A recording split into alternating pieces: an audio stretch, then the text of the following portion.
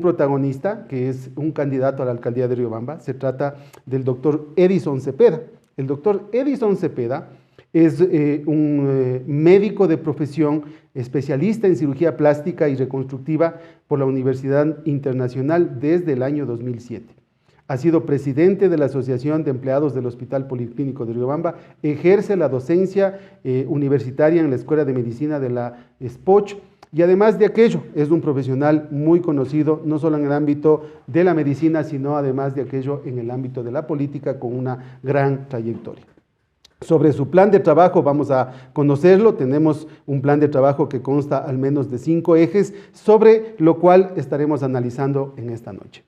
Vamos a conocer entonces a nuestro invitado, al doctor Edison Cepeda, a quien de primera mano le vamos a agradecer, doctor, por habernos acompañado en esta noche precisamente y darle la bienvenida.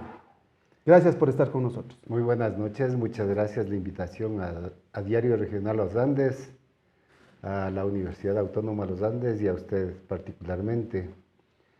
Edison Cepeda, como usted bien lo ha dicho, es un médico de profesión que ha estudiado en el Colegio Maldonado, los estudios superiores en la Universidad Central del Ecuador.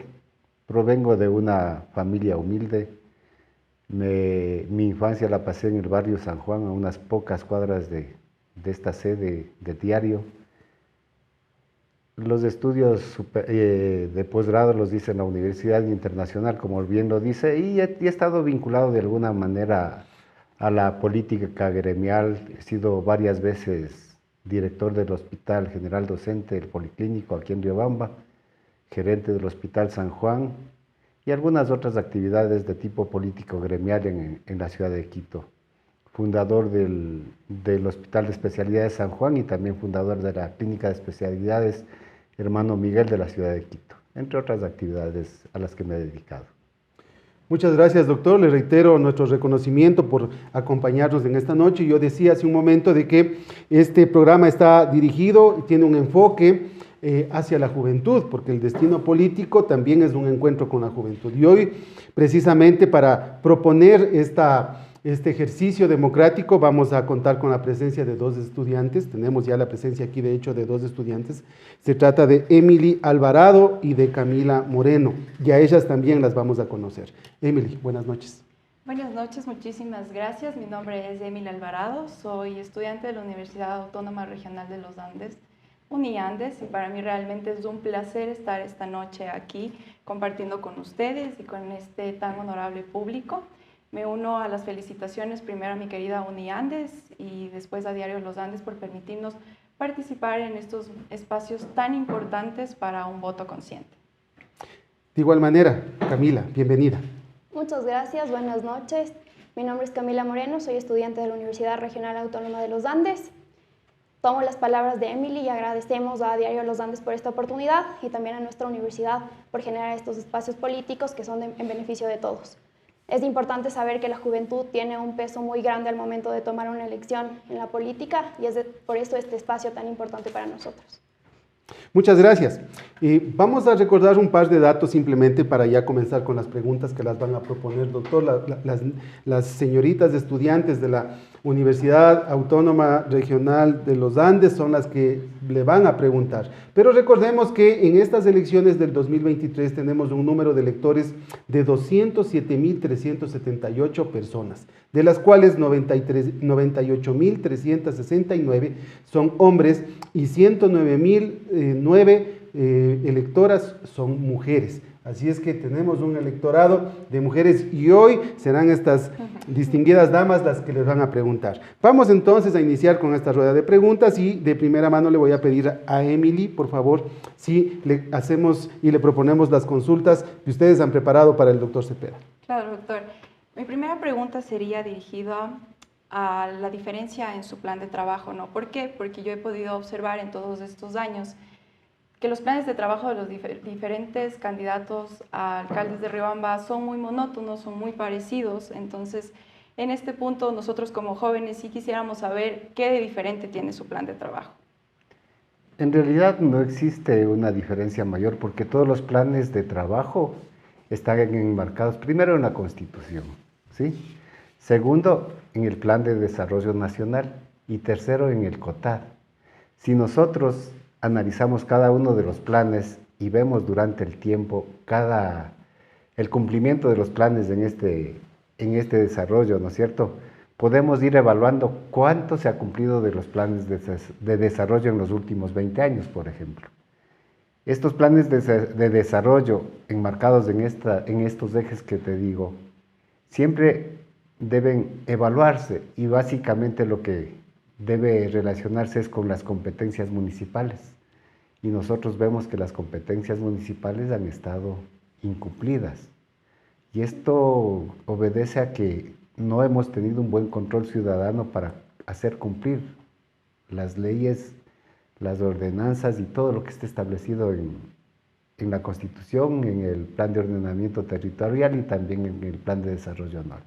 Claro que sí, en realidad, como usted dice, muchos de los planes tienen los mismos ejes, pero por ejemplo, yo puedo observar en esta última administración que, por ejemplo, se incluyó algo que no se había tomado antes, como es el punto de los animales. Por ejemplo, se creó el centro Criar, algo que no se había hecho antes, ni siquiera se hubiese tomado en cuenta los animales como algo importante en la administración de un alcalde. Entonces, a eso iba mi pregunta, ¿no? Como que yo sé que quizá puede tener los mismos puntos que antes, pero yo pienso que cada día evolucionamos más, entonces obviamente esos planes pienso que también tienen que evolucionar e incluir cosas de acuerdo a esa evolución, ¿no? Estoy de acuerdo con que cada plan debe evolucionar y la evolución es cumplir una meta y avanzar a la siguiente, pero a mí me resulta un poco paradójica estas palabras. Cuando estamos en la primera quinta parte del siglo XXI, estamos en el año 2022, y vemos una inequidad bastante importante en el desarrollo, por ejemplo, de la parte consolidada urbana de la ciudad y la parte periférica no consolidada, donde los servicios básicos no están presentes. O peor si todavía nos vamos al área rural, en donde las personas todavía tienen que transportar el agua de consumo humano de largas distancias y en baldes. Entonces yo, viendo esa realidad, considero que sí podemos enmarcarnos en la situación actual, pero necesitamos tener bases firmes para poder desarrollarnos de una mejor manera. Porque si usted me dice, sí, se ha dado prioridad a ciertos aspectos que efectivamente son no una problemática, sino una condición de la sociedad actual, el animalismo, por ejemplo, donde vemos que se debe dar interés importante a los animales, pero ¿dónde está el interés que debemos darle al ser humano, por ejemplo? Claro, tiene que ser a la par, ¿no? Pero también pienso yo, incluir nuevos temas, ya lo monótono, lo de siempre. 100% de acuerdo, sin embargo, los proyectos que se están planteando ahora con el sistema de control animal, por ejemplo. Si usted tiene el tiempo de recorrer por toda la ciudad, podemos hacer un censo de cuántos perros, por ejemplo, tenemos en la calle. Poder acceder, por ejemplo, al hospital policlínico y ver aproximadamente unos 20 canes en el interior mismo de los jardines del hospital. Y ver de ese porcentaje de canes que están libres en la ciudad, en la área urbana, cuántos han sido esterilizados. Y hay un problema mayor todavía en el área rural, cuando tenemos perros ferales, en donde la reproducción es incontrolable y son un problema no solamente para los habitantes de la zona rural, porque les causan daño en la cría de su ganado menor, causan daño en la crianza de gallinas y otros animales pequeños.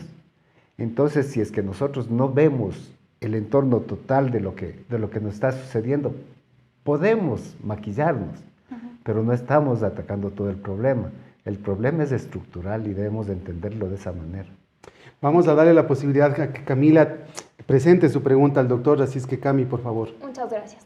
Teniendo toda la experiencia como médico y una muy grande trayectoria en su campo laboral, ¿cómo cree o cómo le beneficiaría esta experiencia para una administración política correcta? Bueno, la La gestión médica es una gestión puramente humanista, de servicio, ¿sí? Adicionalmente a la gestión médica yo tengo una especialidad en gerencia integral. Esta gerencia integral me ha permitido administrar el hospital docente, por ejemplo. Cuando nosotros comparamos el presupuesto del Hospital General Docente con el presupuesto del Cantón Riobamba, son presupuestos muy similares. La cantidad de personal que maneja el hospital y el municipio son muy similares, ¿sí? Pero la dinámica entre las dos instituciones es distinta. Cierto es que nuestro producto en el área médica es un servicio, lo mismo que en el municipio. Sin embargo, este producto que por un lado es la salud, el otro lado es el bienestar de los seres humanos, de los ciudadanos. Y vemos que no hemos estado satisfechos con la administración de los últimos años, y no voy a decir de esta administración. Tengo el gusto de haber regresado a mi ciudad después de algún tiempo de estudiar en Quito y de haber laborado allá, y ver cómo progresivamente la ciudad ha ido cambiando, pero este cambio no ha sido positivo. Ha sido una involución de la ciudad en el tiempo. Estoy aquí en la ciudad 25 años, y en estos 25 años de administración he visto y he sido testigo de que varios políticos se reciclan progresivamente y van administrando de la misma forma, y los procesos y los productos son iguales. No hay un avance. No hay un avance. Y muchos de los políticos, ahí su pregunta, tienen experiencia, pero la experiencia debe medirse en el resultado. Y el resultado es la ciudad. El resultado es la condición en la que nos encontramos.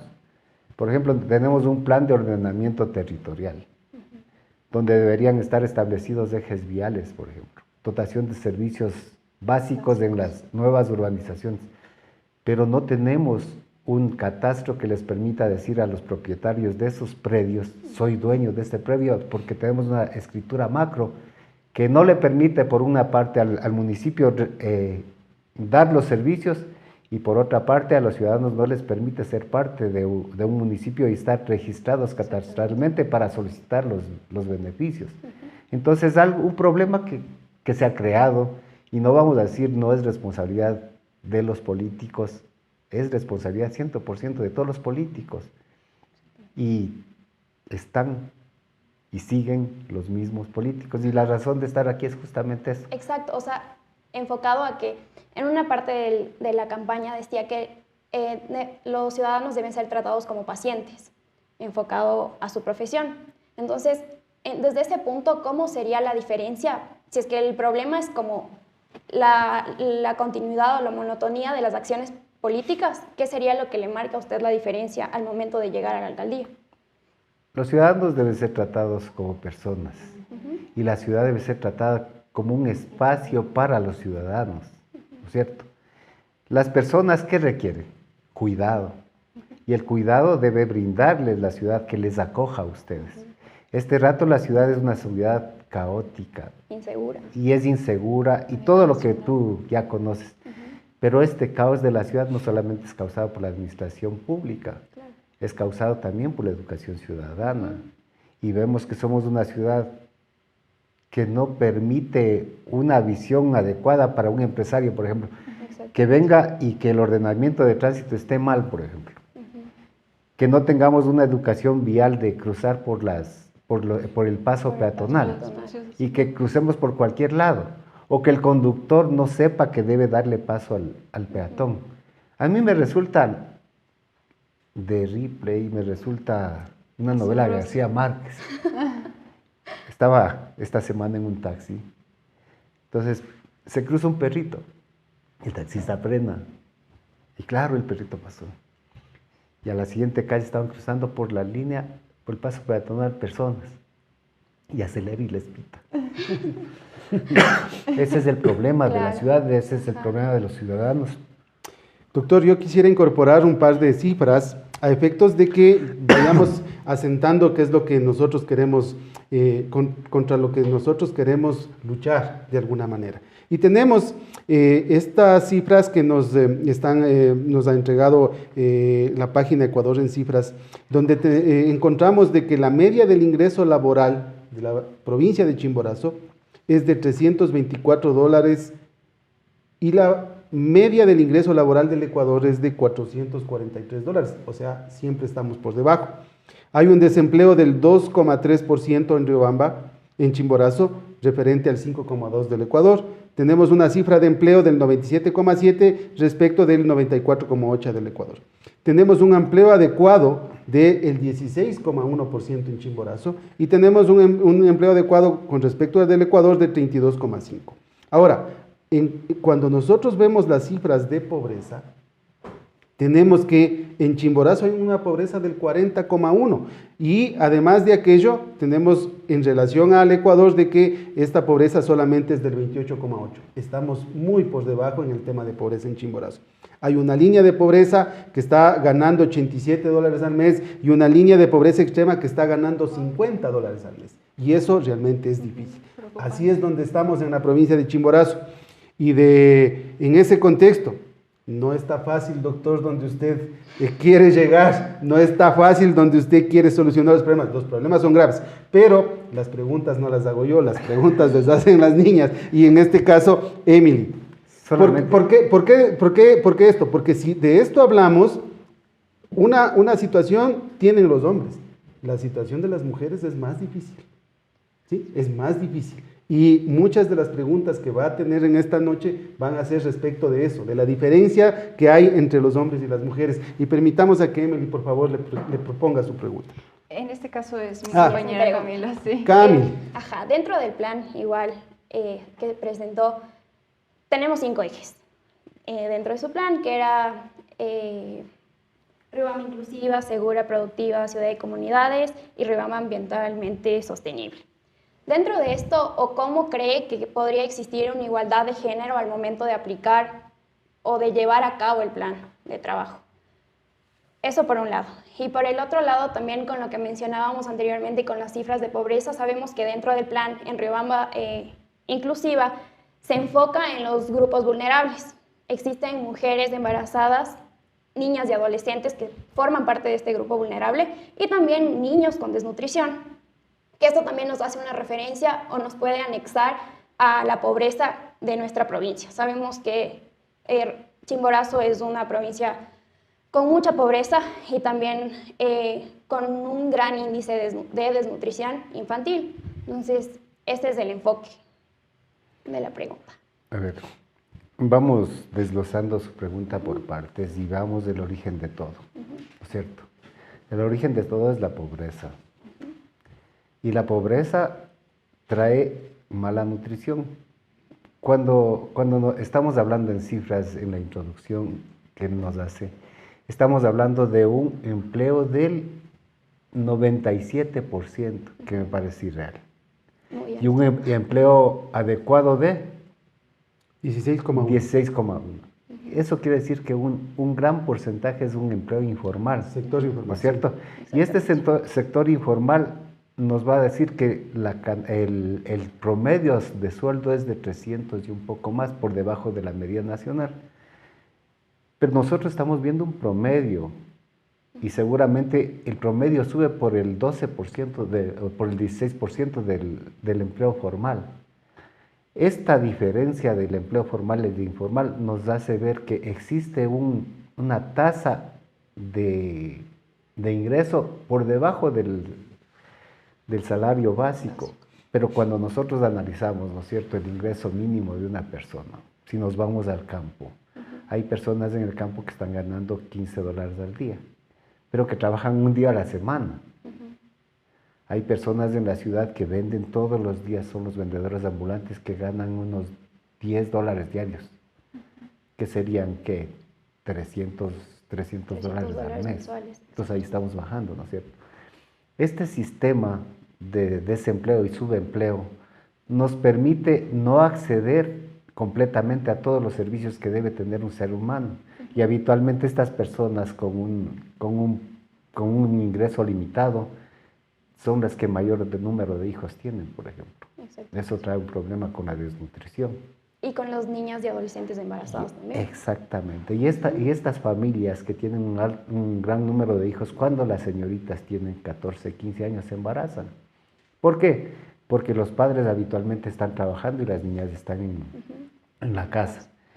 Esto crea un problema social importantísimo, porque las niñas embarazadas, adolescentes, tienen el mayor índice de complicaciones obstétricas, por ejemplo.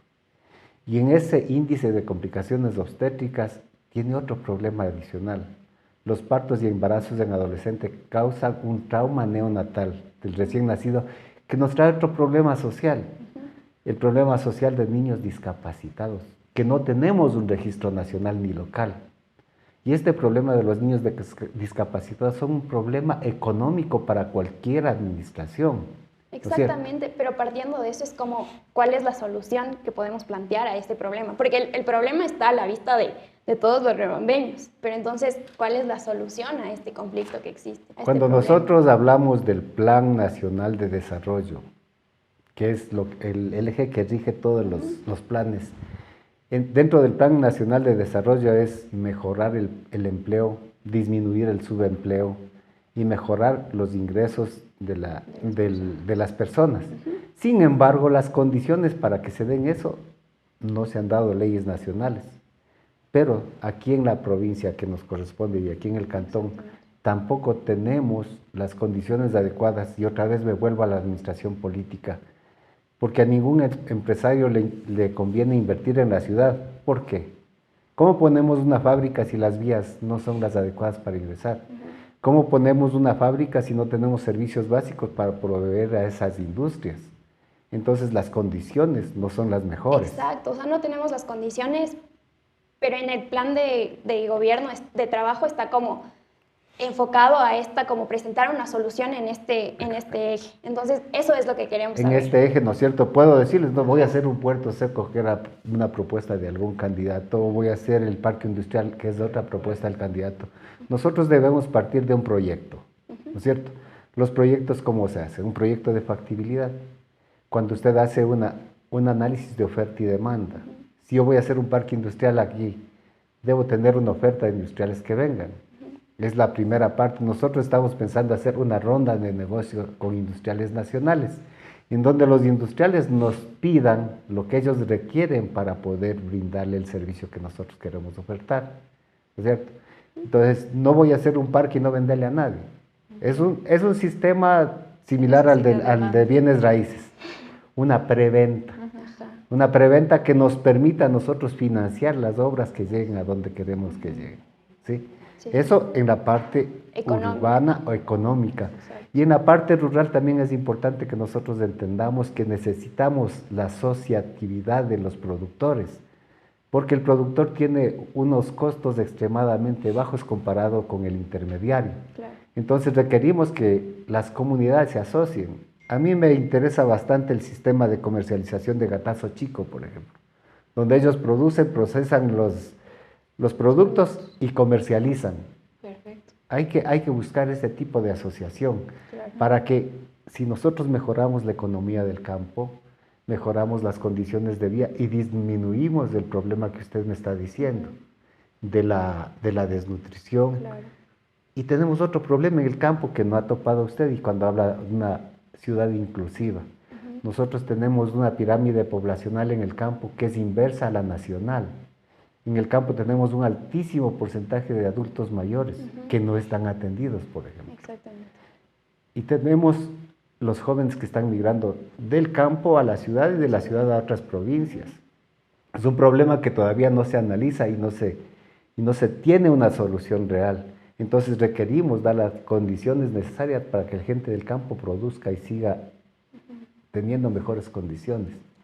Hay otro problema en relación a esta pregunta que usted me hace, también está la violencia de género. Por ejemplo. O sea, justo el enfoque era cómo en el plan se puede evidenciar la equidad de género. O sea, cómo podría llegar a tener una equidad de género Riobamba. Porque la brecha de género es muy notoria, saber las diferencias que existen entre hombres y mujeres, no exclusivamente como el hecho de excluir a la mujer de algo, sino entre los dos. Entonces, es una diferencia es una desigualdad laboral, económica, de participación. Entonces, ¿cómo usted, en el punto de llegar a la alcaldía, podría generar estos espacios de equidad de género? Mejor a mí, en la experiencia que yo tengo, claro que soy mucho más grande que tú, y he visto con agrado cómo ha ido cambiando esta equidad de género. Por ejemplo, en el campo médico, de 10 médicos que se están graduando, 8 son mujeres. Antes no. ¿Sí? Antes era diferente. Entonces, la equidad de género se va dando con personas como tú, que cambian la forma de ver las cosas y que van actuando de una forma distinta. Y la mujer y el hombre necesitan espacios de respeto.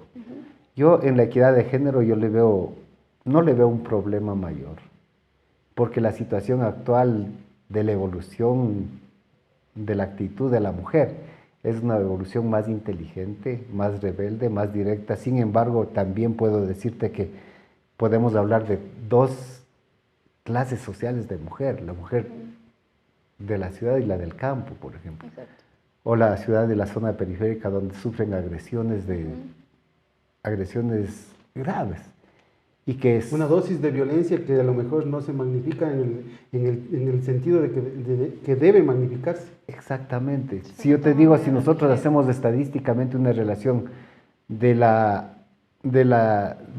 consulta en una sala de emergencia, Claro. la violencia de género tiene un porcentaje elevado, pero esa violencia de género no se ve reflejado, por ejemplo, en las denuncias que debería haber en la fiscalía. Totalmente. ¿Por qué? Porque el sistema judicial... No, Está mal. porque la También mujer no se revela. Exactamente. Mientras la mujer no haga eso, no vamos a hacer cambios. Y les dije hace un momento, ustedes son las que están haciendo el cambio. Pero tenemos otro grupo de mujeres que no concientizan eso que tienen ustedes. Exacto. ¿Y cómo podríamos hacer esto para que no existan esa desinformación dentro de estas mujeres? Porque estamos enfocando también como una administración, o sea, en las comunidades, en las zonas urbanas y rurales también. Entonces, ¿cómo es cómo podríamos quitar esta diferencia entre las mujeres de la ciudad que se rebelan y las mujeres de afuera que no pueden hacerlo todavía? Hay un estudio antropológico que habla de costumbres y que nos dice que la sociedad es un grupo de personas que tienen costumbres, ¿no es cierto? Dentro del desarrollo antropológico de las personas del campo todavía no se cambia esto, pero conforme vamos viendo esta migración continua, ya la violencia ha sido menor. Entonces es un proceso que va a seguir hacia el cambio que todos queremos. Pero claro, nosotros como municipio deberíamos buscar la manera de que eso no suceda. Y deberían buscarse talleres, por ejemplo, que permitan que la mujer cambie más. La mujer no va a cambiar, entonces ¿dónde debemos atacar? Al hombre, porque el hombre es el agresor. El hombre es el que tiene diferentes costumbres y un trato diferente de comportamiento. Entonces el comportamiento del hombre tiene que cambiar. Pero tenemos otro problema adicional, es los hábitos tóxicos que tienen en las zonas periféricas y en las zonas rurales. Si nosotros vemos el promedio de personas de la zona rural y de las zonas periféricas, el alcoholismo es altísimo. Por ejemplo, un alcoholismo semanal para ellos es normal y no es alcoholismo. Pero según los criterios de la OMS, eso es alcoholismo. Entonces, es una cosa muy grande amplia, que podemos entenderle a la sociedad así. Y por eso el médico puede entender de una manera distinta cosas Humana. que normalmente no las captan los otros candidatos que no tienen esta profesión. Gracias, doctor. Vamos a permitirle a Emily que ahora sí le formule la inquietud Sí. que le tiene. Muchas gracias. Bueno, como habíamos dicho desde el principio, este justamente es un programa para la juventud, ¿no? Y yo pienso que el palpar de muchos jóvenes, al igual que yo, porque yo también lo he podido sentir, es que existe muchísima burocracia, especialmente en el sector público. Es decir, muchísimas personas trabajando en un solo puesto. Entonces, mi pregunta sería, ¿usted cree que es necesaria toda esa cantidad de personas que están trabajando en el sector público en denominados puestos?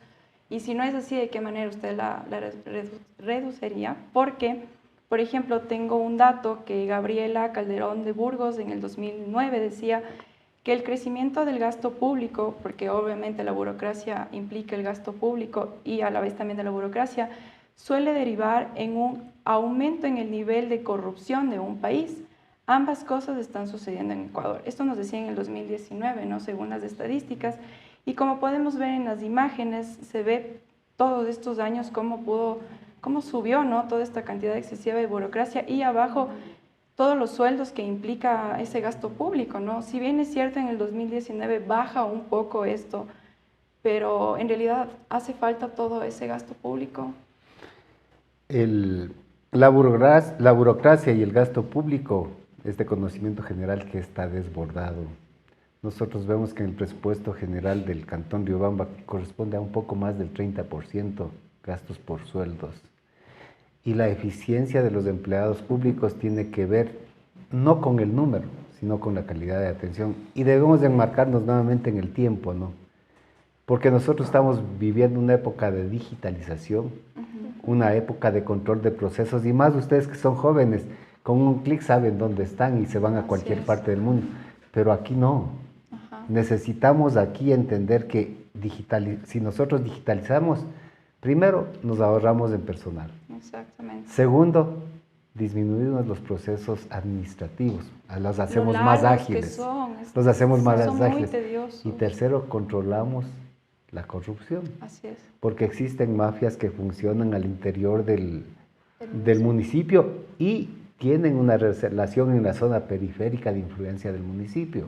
Así es. Existe inclusive un tráfico de influencias en relación al personal que está en una institución con cualquier otra de la ciudad, del cantón, en donde tú trabajas aquí, tú acá, mi sobrino acá, mi amigo acá. Y eso es lo que disminuye las oportunidades a los jóvenes como ustedes que están saliendo y están capacitados. Así es.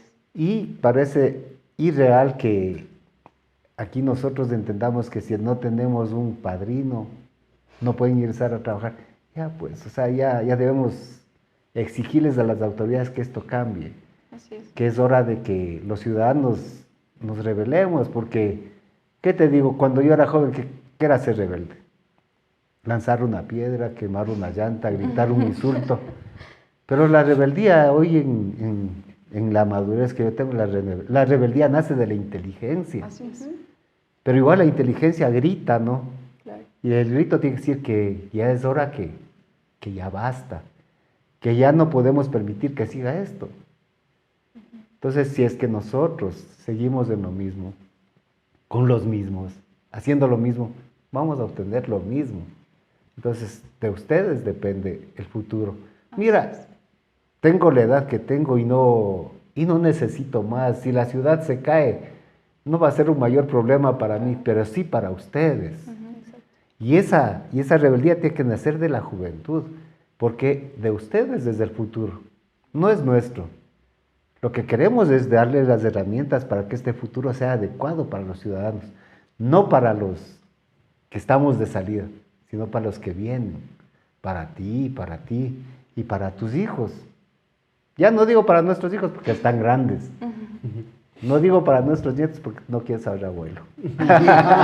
Sí, justamente en este tema, ¿no? Leí algo súper interesante que decía el poder de las ventanillas. ¿Por qué? Porque decía muchas veces nosotros vamos a la ventanilla y la persona es la que te dice, no, este formulario no está bien llenado, no, esto tienes que ser así, no, regresa acá, no, se fue el sistema, y todo realmente se vuelve tan tedioso y tú te pones a pensar y dices, a ver, o sea, le están pagando a esa persona para que haga su trabajo, y muchas de las veces nosotros observamos, ya digo yo como joven, y sé que muchos jóvenes más observamos que lo vuelven como una mafia, ¿no? Estos procesos, que hay muchísimas personas trabajando ahí. Entonces pienso que sí es un tema importante, ¿no? Y en cuanto a lo que usted decía de la oportunidad laboral, sé que hay un proyecto que ya está aprobado, que necesitan un número de jóvenes contratados en las empresas, va a ser un requisito. Y que incluso, bueno, leía también que ya se va a contar como experiencia lo de las prácticas preprofesionales. Y bueno, por ese punto por lo menos decía, ok, nos están ayudando, ¿no? Pero a la hora de la hora sí es verdad. Yo pienso que se va a quedar, personalmente pienso que se va a quedar en papeles y que a la hora de la hora vamos a necesitar de ese padrino, ¿no? No. Bueno, yo te cuento, es complicado esto de controlar la corrupción. Cuando estaba de gerente del hospital policlínico, hice un concurso de médicos residentes. Dentro del concurso de médicos residentes había encargado a alguien que estaba dirigiendo docencia que hiciera las preguntas y controlara a otra persona. Y bueno, yo pensaba que era un concurso que estaba totalmente controlado y que iba a ser, dentro de los concursos que se han programado, el más legal. Transparente. Y sucede que el día que se dan los exámenes, calificamos las pruebas, y habían 2 personas que tenían 100 sobre 100. Y en la entrevista no parecían, pues, ¿no? No coincidía. Y cuando estaba indagando, una persona era sobrina del jefe de docencia. Y la otra persona era la mejor amiga del jefe de docencia. ¿Qué concluís? ¿Qué les dio la respuesta? Sí, la corrupción no se puede controlar por una sola persona, pero la ciudadanía debe involucrarse. Debemos involucrarnos cuando decimos, soy capaz. Mira, te hablo de, yo vine acá a Riobamba en 1987. ¿Sí? En ese tiempo estaba por abrirse el hospital docente de Riobamba. Vine yo a presentar mi carpeta con 10 especialistas en diferentes áreas, los mejores de la ciudad de Quito. ¿Y qué sucedió aquí? En ese día estaba un director provincial de salud X, un presidente del colegio médico X, que no voy a hablar porque no es bueno decirlo, ¿no? Descalificaron a todas las carpetas y trajeron a todos los médicos de los cantones vecinos de aquí de la provincia de Chimborazo, y fueron ellos los que ocuparon los cargos. Y este recambio de conocimiento no se dio en el hospital y no se ha asumido progresivamente para abajo. Es lo mismo, es lo mismo. Mira, si nosotros nos comparamos con Tungurahua, Cotopaxi, Pastaza, en las prestaciones de servicio de salud, tienen hospitales de primera las tres provincias, y nuestro hospital todavía hace cirugía abierta y se ha dejado de hacer cirugía laparoscópica desde hace algunos años. Entonces ese es el manejo político de las instituciones también. Y es donde estamos. Y donde ustedes los jóvenes no se dan cuenta dónde estamos. Aparte de decir, quiero cambiar esto, no hacen lo posible. Porque cierto es que estamos queriendo cambiar, pero ¿cómo cambian? No tienen las herramientas. La única herramienta es la intelectual, y la intelectual tiene que ser consciente. Decir, voy a cambiar, quiero hacerlo. Y conversar con sus compañeros, porque esto es algo de la sociedad. No podemos darnos el lujo de perder otros 4 años, otra década o otros 20 años, porque ustedes son los que tienen el futuro por delante.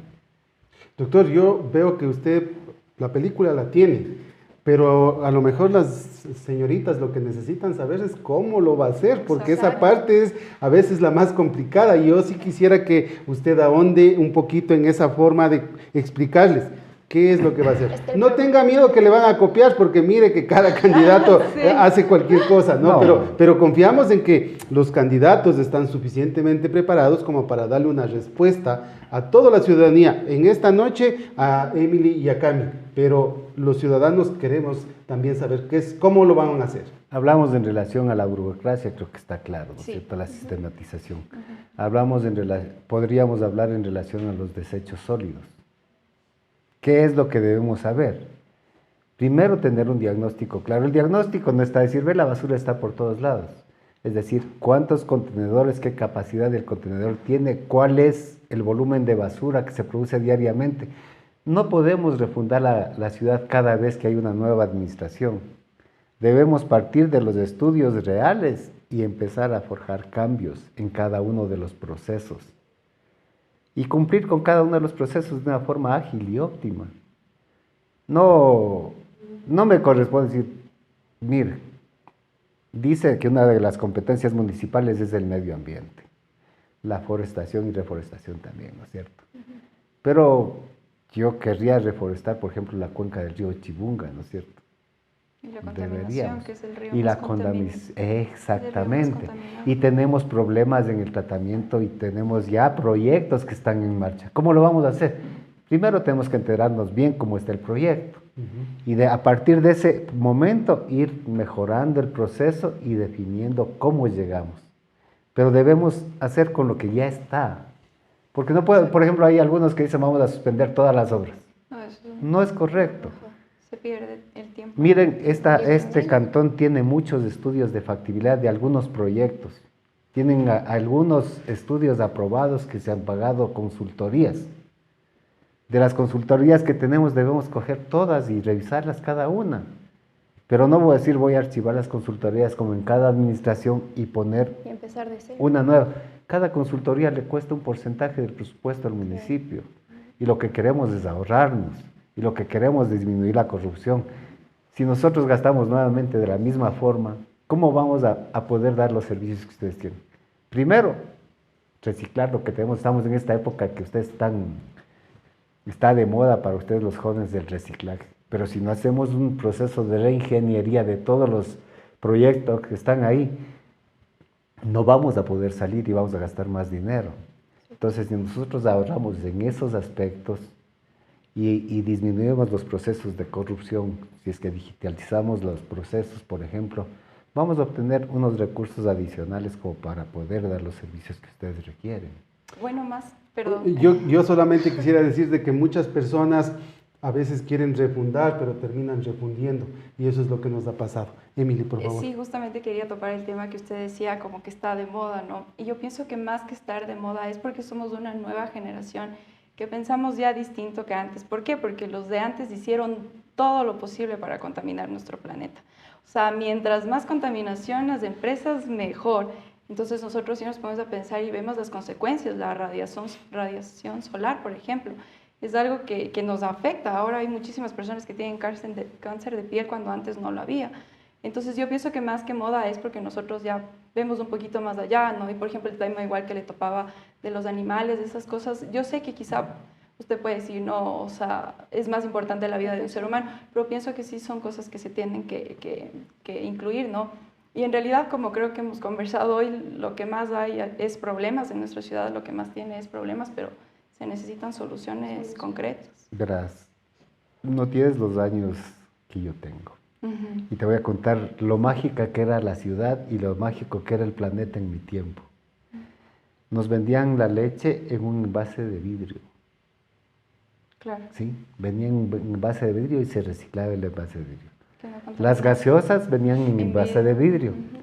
En las despensas nos vendían en fundas de papel. ¿Ya? ¿Cuándo viene este cambio del uso de plástico? Industrialización. La industrialización. Y lo que nos vende es la globalización. Ahora, cuando me dices tú que somos una generación diferente que piensa en el ambiente, yo digo, ¿qué has hecho por el ambiente? Bueno, en mi caso yo sí reciclo. ¿Cuántos árboles has sembrado? Sí. ¿Sí? Claro que sí. Por ejemplo, mira, yo siembro árboles, tengo unos 200 árboles y no me gusta sembrar árboles de cualquier cosa, árboles que produzcan alguna fruta. Si no me alcanzo a comer yo, se comen los pájaros. Claro. En este ecosistema también tengo yo panales de abejas que polinizan las frutas y todo lo que tú quieras. Eso es parte de ser ambientalista. Claro que sí, pero es del hecho, o lo que yo creo que Emi también quiere decir, es como, no podemos decir que es algo de moda, sino ya sabemos que existe el problema, sabemos que hay una realidad de un montón de contaminación, pero sí, o sea, tratamos de hacer algo, tal vez no en grande o en algo súper notorio, pero las acciones o los actos que hacemos día a día también se van contagiando con la otra persona, se van tomando nuevas acciones al respecto y de poco a poco se va a ir solucionando, porque igual la contaminación no es que hoy me desperté y el planeta estuvo contaminado, sino fue de poco a poco. Entonces yo creo que la solución también puede ser así y esa es la esperanza que se tiene, o sea, de ir contagiando también como la buena intención de cambiar estos malos hábitos de contaminación de poco a poco. Y yo creo que esa también es una solución, más no una moda. Ya, verás, ¿por qué te digo moda? Déjame un ratito, verás. ¿Por qué te digo moda? Porque el reciclaje para muchos, no sé si para ustedes, es tomar una botella plástica, ponerla en un sitio y hacer que un reciclador lleve para que procese el plástico. Ese es el reciclaje para la mayor parte de jóvenes. Para personas diferentes como yo, el reciclaje es disminuir el consumo de plástico. Por ejemplo, hacer una ordenanza en el que la ciudad no se utilicen recipientes plásticos. Este es otro enfoque, o sea, es reciclaje, reducción del uso, Ya. o sea, no es como que yo dejo de lado el reciclaje y me enfoco en reducir el uso y ya va a ser la solución, sino hay que ir las cosas de la mano, entonces yo creo que, exacto, todo funciona. Entonces la moda tiene que ser de los dos lados. Una cosa es disminuir el consumo. Si yo digo, yo me tomo a la semana unas 10 botellas de agua. Tú de esas 10 botellas de agua estás consumiendo 10 botellas y estás contaminando el planeta. Pero si yo digo, voy a llevar una botella diaria, un bebé todo, ya no contaminas 10 veces, contaminas una sola vez. Y eso es más efectivo, ¿no es cierto? Si ayudando a eso, la ordenanza municipal te dice el consumo de utensilios de un solo uso debe ser restringido, por ejemplo, en los restaurantes, en los centros comerciales, y con eso ayudamos realmente al planeta.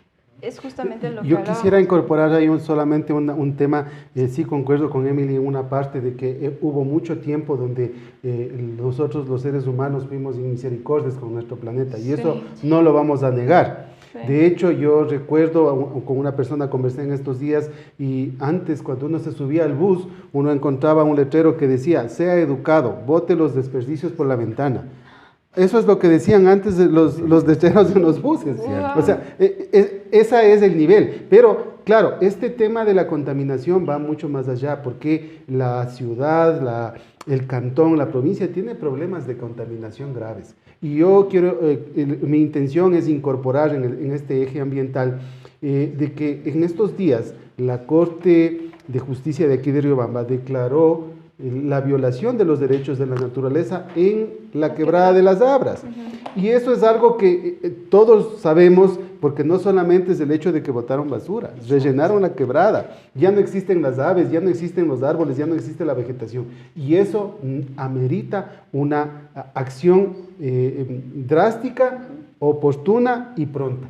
Ahí yo quisiera escuchar de usted, doctor, en el eje ambiental que debe tener su propuesta, ¿cómo es que vamos a decirle a los ciudadanos, voy a dejar un mejor planeta del que yo lo encontré? ¿Cómo las competencias deben cumplirse? Por ejemplo, el ambiente es una competencia mayor del Consejo Provincial. Al igual que también del alcalde. Del municipio. Pero vamos a ver. Y les voy a hacer una película clara que ustedes van a darme la razón. Salgan a cualquier parroquia rural o salgan a otra ciudad y percátense de la condición de las cunetas de cada una de las carreteras que circundan. Una cantidad de desechos plásticos enorme, ¿sí? Y cuando usted me habla del relleno de quebradas, ¿con complicidad de quién rellenaron eso? El municipio. Del municipio. De hecho, la sentencia declaró de que la Exactamente. violación del derecho a la naturaleza vino del municipio, Consejo Exacto. Provincial Entonces, y del Ministerio. Y de algunos años. De algunos años, municipio de Riobamba, municipio de Guana. Y no solamente tenemos problemas en la quebrada de los Abras, tenemos en Vicán, Quebrado Cunduana. sí, la quebrada de Cunduana. Parte de la quebrada está rellenada. A orillas de la quebrada están construcciones. Están yéndose contra normas municipales y ahí está la corrupción que tú decías. Hacen la construcción y el único control que tienen es para coimas y permiten que las construcciones se establezcan de esta manera. A mí me llama la atención. Ayer estaba en el sector de la nueva vía Avenida La República, justo en el redondel, en las mallas del cuartel. Hay una calle que se interrumpe por una edificación, unos condominios. Y la calle, el eje vial debería ser así, se para aquí. Y sorprendentemente, la una parte es un condominio y la otra parte porque de esa calle es de una autoridad importantísima de la ciudad. Y el eje vial desapareció. Eso es Riobamba. Claro, justamente por eso siempre le hemos estado preguntando antes en esta entrevista las soluciones, ¿no? Como que ¿qué realmente podemos hacer? Porque como hemos dicho, problemas hay y hay muchísimos. La solución de todo, es que nosotros cambiemos. ¿Sí? Por ejemplo, planes de educación. Empecemos con puntualidad, empecemos con respeto, empecemos con honradez, empecemos con un deseo de superación, con el respeto a las leyes, a los reglamentos, porque no respetamos. Si no respetamos nosotros, tampoco van a respetar otras personas. Miren cómo nuestra sociedad sigue cambiando, pero cambiando de una manera negativa. Cuando tú te vas a la entrada o a la salida del colegio, vamos al colegio Salesianos, Sí.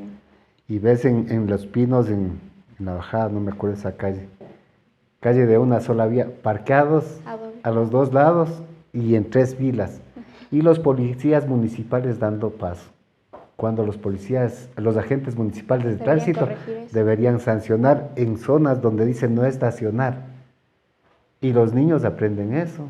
Y los niños aprenden que debe parquearse en doble, triple fila en la calle. Y eso consideramos como normal. A cualquier parte de la ciudad que vemos vamos a ver eso. No somos educados. La sociedad cambia cuando cambian las personas también. Doctor, vamos ya avanzando en el tiempo, tenemos ya varios minutos de haber transcurrido la entrevista y tenemos pocos ya para concluir. Pero tenemos una pregunta de nuestros televidentes y queremos agradecerles por haberse comunicado con nosotros. Le voy a trasladar, doctor. Dice la pregunta lo siguiente: doctor Cepeda, usted como candidato a alcalde, ¿qué opina del llamamiento a concurso de méritos y oposición en la EMAPAR a meses de que esta administración termine y qué acciones tomaría como candidato al respecto?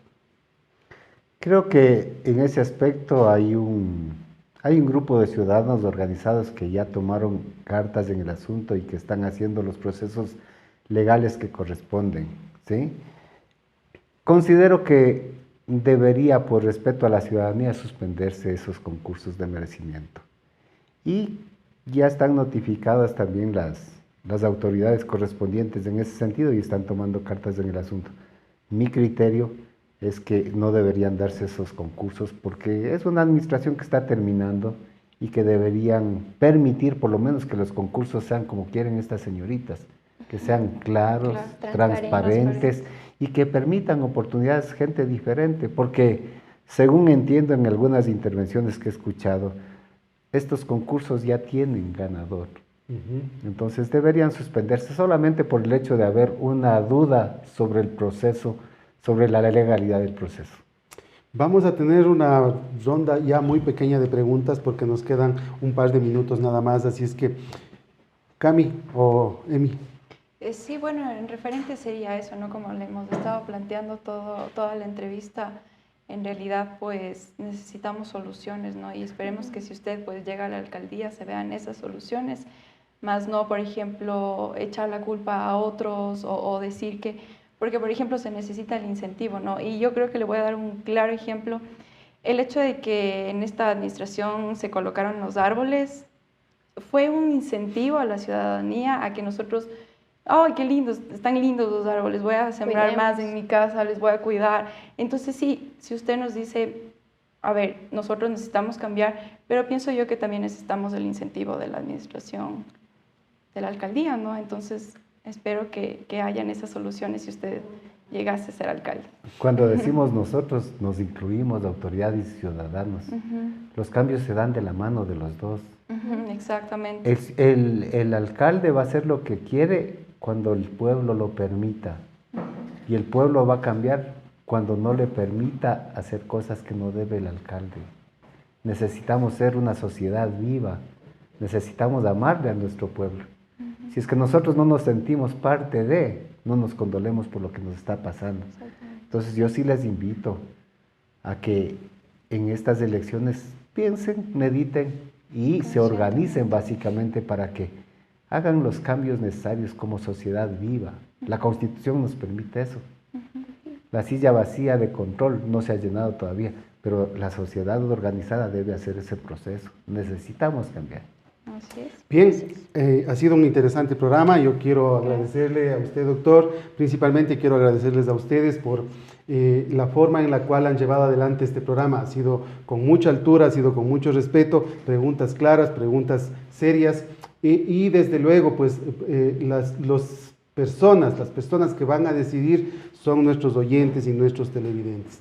Y en ese contexto, pues agradecemos a cada uno de ustedes que nos han acompañado en esta noche. Recordarles que el doctor Cepeda está participando por una alianza entre la Izquierda Democrática y Amautayuya, y eso no lo dije al inicio y vale la pena señalarlo también. Pues enhorabuena, que todo salga como ustedes lo han planeado, nada más. Muchísimas gracias por su atención. Ha estado con ustedes Byron Almeida.